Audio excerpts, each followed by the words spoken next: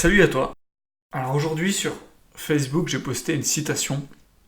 Vos résultats sont à 80% déterminés par vos croyances et votre psychologie et à 20% par vos actions, car vos actions sont la conséquence de comment vous voyez les choses. C'est une des citations que j'ai mis dans mes top citations. J'ai un petit document appelé Morning Formula. Merci un de mes mentors, Julien Musi, où tous les matins je relis des affirmations de la personne que je veux devenir. Et tout en bas de ce document, il y a des citations, j'en pioche une de temps en temps dedans, des citations qui m'ont le plus impacté dans ma vie. Et celle-là est une des premières que j'ai notées. C'est, pour moi, je crois, ce qui a fait, et ce qui fait encore aujourd'hui, toute la différence dans ce que j'entreprends. Pourquoi, quand j'entreprends quelque chose qui me plaît, j'ai rapidement des résultats bien au-delà de la moyenne.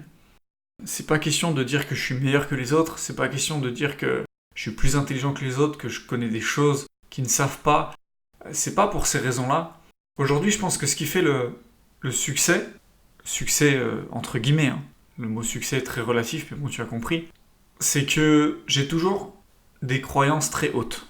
Quand tu te lances dans un business et que, je sais pas, la croyance moyenne, on va dire, dans ce business-là, faire un client par jour, c'est bien, ok ? Donc si t'es une personne déjà qui commence avec des peurs, qui est pas sûre d'arriver dans ce business, qui doute de soi, etc., est-ce que je suis meilleur que les autres ?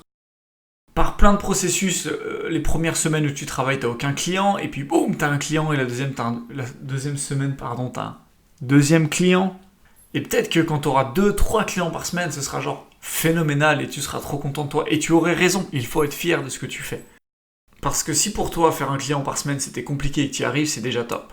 Par contre, imagine la personne avec les mêmes compétences, les mêmes connaissances, le même type de background professionnel, mais elle, les 10 premières personnes avec qui elle a parlé de ce business, ils font tous 4 clients par jour.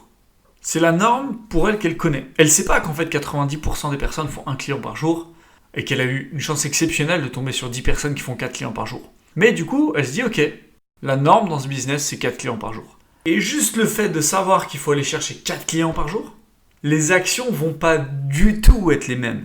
Je ne sais pas si tu comprends l'implication qu'il y a derrière. À savoir si pour toi, un client par semaine, c'est phénoménal.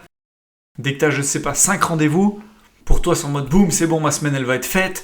Ta journée, à 18h, tu trouves que tu as bien travaillé, bah du coup, tu vas faire autre chose, etc. Alors que si tu imagines que tu as un standard à 4 clients par jour, et bah forcément, dans ta journée, tu vas être beaucoup plus attentif à tes actions qui rapportent quelque chose concrètement, à tes actions qui payent rapidement. Tu vas essayer de plus en plus éliminer les 80% d'actions que font la plupart des gens dans ton business, mais qui rapportent que 20% des résultats pour te concentrer sur les 20% d'actions qui te rapportent 80% de résultats. Et forcément, si tu as pris 3 rendez-vous pour demain, qu'il est 18h, et que tu sais que tu n'as pas bossé à ton top, tu aurais pu faire mieux, boum, tu vas faire l'extra effort pour aller chercher le rendez-vous supplémentaire.